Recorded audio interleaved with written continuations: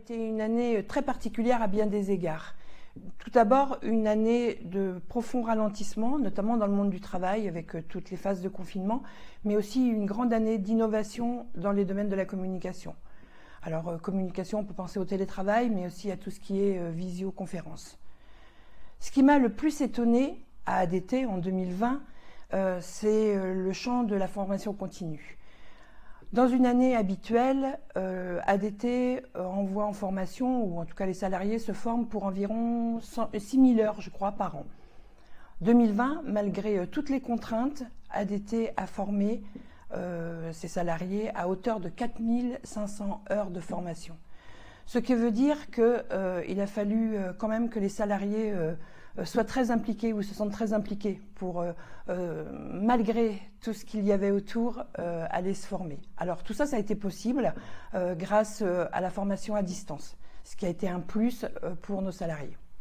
Si j'avais un élément à mettre en avant en 2020 dans le domaine de la formation, ce serait le développement de nouvelles compétences. Alors des nouvelles compétences dans le cadre de l'habitat inclusif, où là, effectivement, c'est nouveau, donc il faut aller chercher des savoirs qu'on n'a pas forcément, savoir-faire, savoir-être. Et puis aussi, toutes les formations autour du projet Libérons nos énergies. Là aussi, des formations sont nécessaires.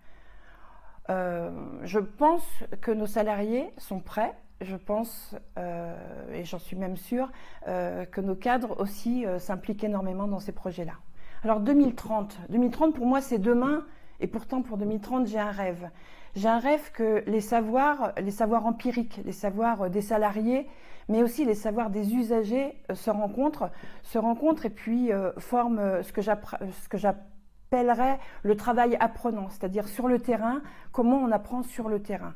Et là, on ramène des savoirs du terrain, on les confronte à ce qu'on a appris en théorie et on en fait quelque chose de nouveau, quelque chose qui convient à tout le monde, en respectant ce que veut l'usager, enfin ce que désire l'usager, son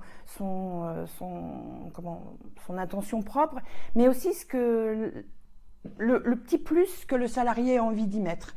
Et tout ça, ça pourrait être mis sous forme d'un système. Alors, je sais qu'un de nos administrateurs a parlé de l'université du domicile, et moi j'ai envie de dire, mais quelle belle idée!